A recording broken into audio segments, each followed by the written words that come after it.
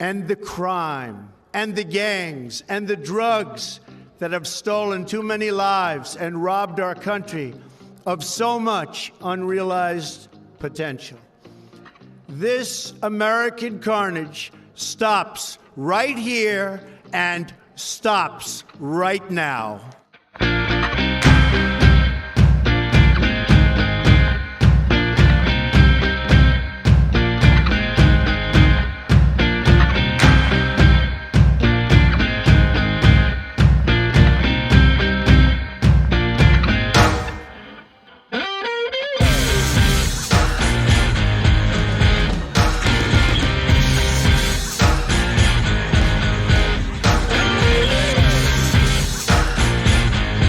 In 1861, the Confederate States of America attacked Union-held Fort Sumter, thus beginning the American Civil War. Throughout the war, famed Confederate General Robert E. Lee made repeated attempts to bring a swift end to the conflict by capturing the American capital of Washington, D.C.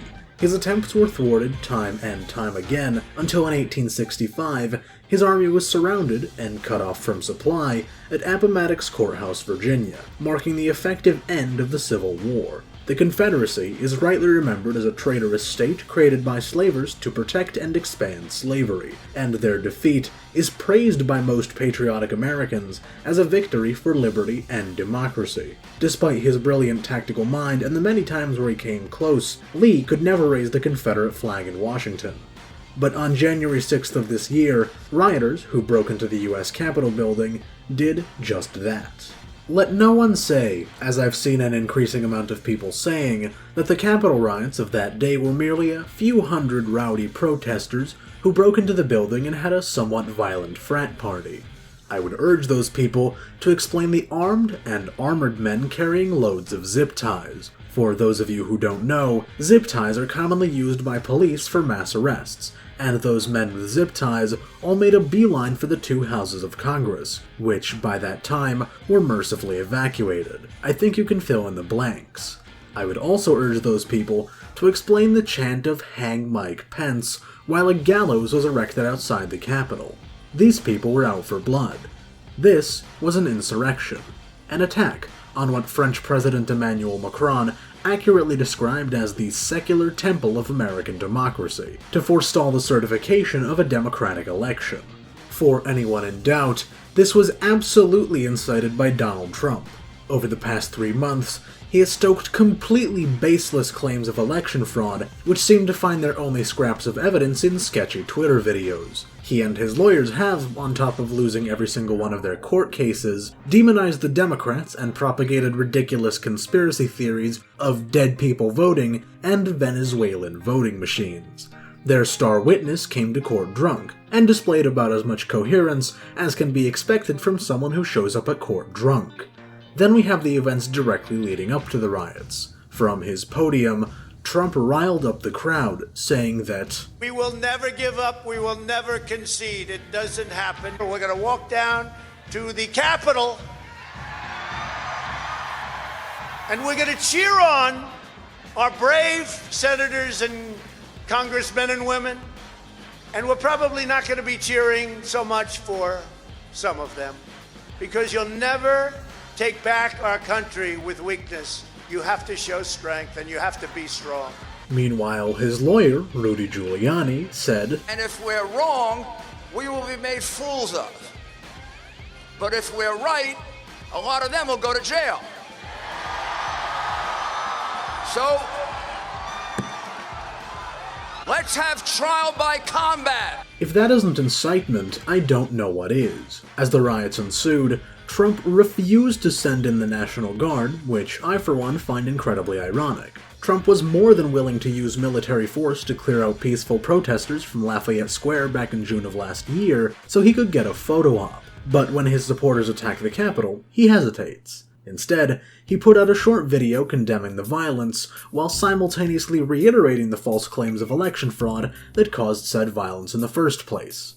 Brilliant. There exists no better word in the English language to describe the displays we saw at the Capitol than disgusting.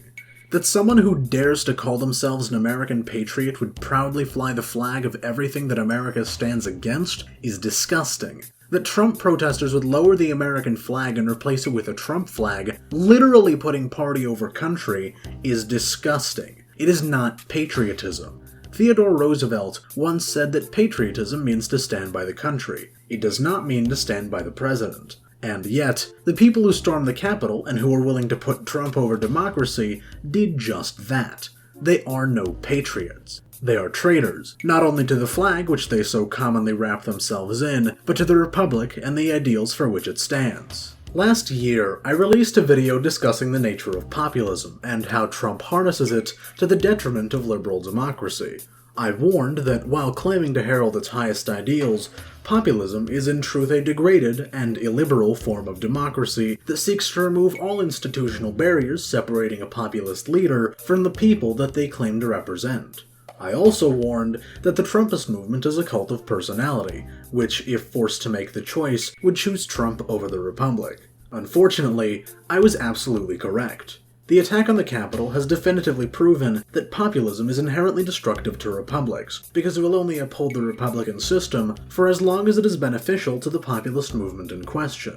As soon as it ceases to be beneficial, followers of the movement, most of whom ironically like to draw a separation between democracy and republicanism, with the latter being the superior system, will embrace the most fundamental and primitive form of democracy known to man: mob rule.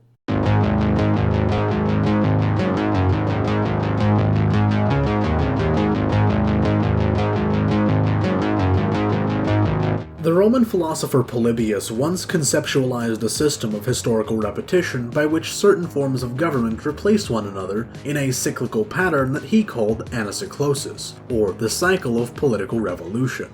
You may recall I've talked about Polybius' theory at length in an older video of mine, so for a more in-depth look, I'll recommend you to go there. What you need to know for the purposes of this video are the last three stages of his cycle: oligarchy, out of the decadence of which arises democracy, which in turn regresses to a borderline oligarchic system, leading to the rise of populist demagogues and the descent into ochlocracy, or mob rule. Polybius viewed ochlocracy not as an entirely separate system to democracy, but rather as a corrupted form of democracy lacking the mediating institutions and traditions that kept it afloat. He believed mob rule was a natural consequence of the degradation of Republican values. With this borderline anarchic system coming to wreak havoc on society, the people then embraced the prospect of a strong patrimonial dictator or king who brings order where there exists chaos. This is how republics fall, and as events continue to unfold, it becomes clearer and clearer that this is the fate we are headed towards if things don't change very soon. Populism is an insidious poison, an acidic ideology that burns all it touches, and that should never be allowed into the mainstream of democratic politics. Quite frankly, the fact that we haven't gone the way of Hungary, Russia, or Turkey after 4 years of Trump is an incredible testament to the strength and entrenchment of our institutions, however corrupted they may be. But even the strongest institutions cannot uphold a system that such a significant chunk of the people, and of those in power, have turned against. The attack on the Capitol is a strong indicator of those institutions beginning to come apart.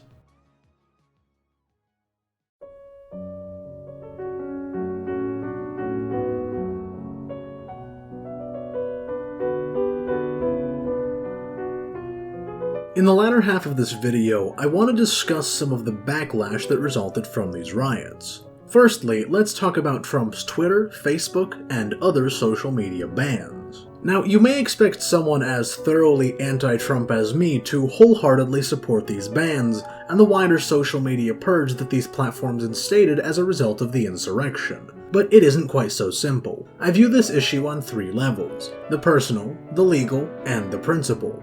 On the personal level, I find the idea of Trump banging his head against the wall because he's unable to tweet out his inane bile to be intensely amusing. On the legal level, Twitter and other social media platforms are fully within their rights to ban whoever they want from their platform for whatever reason they want. They have the right to refuse service to anyone. However, on the level of principles, I can't help but disagree with Twitter's decision here. Though they have the right to do so, I don't believe they should ban people on the basis of political views. In the specific case of Donald Trump, I'd argue he was indeed using Twitter to incite violence, but that can hardly be said about the thousands of other conservative accounts that were banned. As much as I may not like them, they should still be allowed to have a voice if they haven't explicitly broken any of Twitter's rules. Next, and finally, let's talk about impeachment and the 25th Amendment. As these events are constantly developing, I simply don't have the time to see what ends up happening, so for the purposes of this video, we'll be discussing these things as though they were taking place in a vacuum.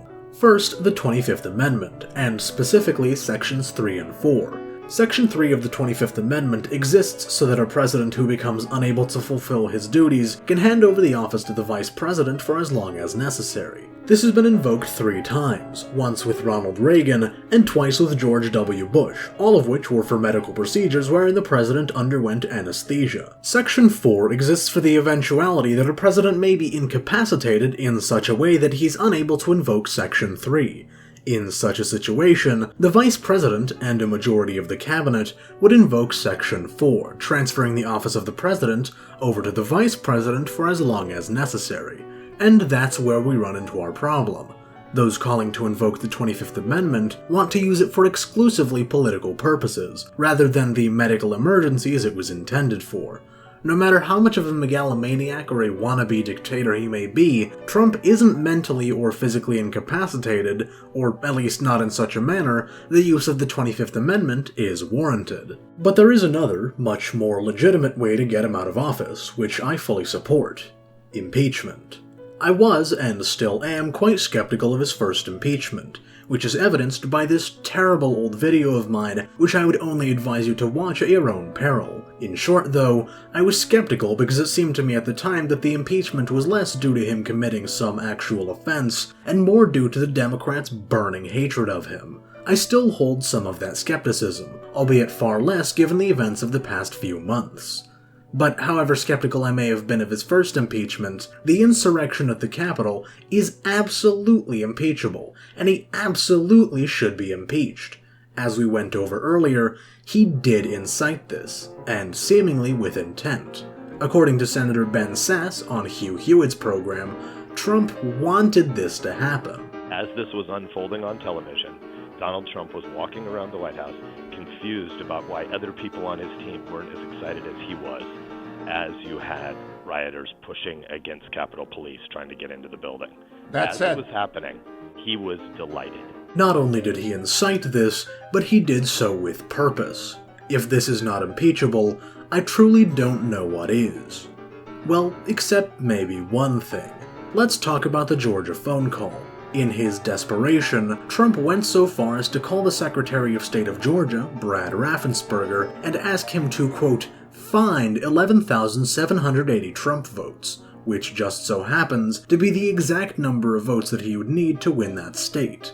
He lost Georgia by 11,779 votes, and even acknowledged as much in the phone call. Am I to believe that this was mere coincidence, and that it was not in fact solicitation or conspiracy to commit election fraud? How ironic that the man who spent the last 3 months screeching about election fraud has attempted the very thing he claimed to be fighting against.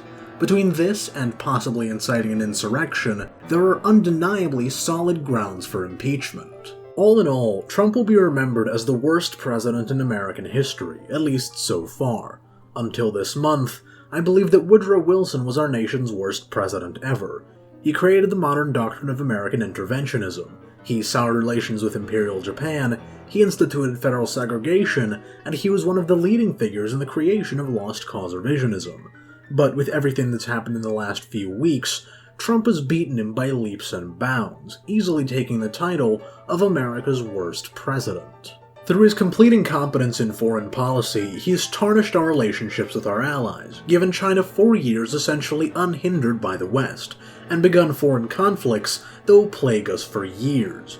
Meanwhile, at home, he's increased the national debt by a whopping $8 trillion, normalized deranged conspiracy theories in mainstream politics, damaged our institutions and democratic norms beyond calculation, killed any trust that we had in our media, and stoked partisanship and polarization to the degree where it's hardly even news anymore when far-right and far-left paramilitaries battle each other in the streets. This can never be allowed to happen again. No republic, no matter how strong it may be, can withstand this kind of sustained assault for long. because from the days of Rome through to today, it has always been, and will always remain, that this is how a republic falls.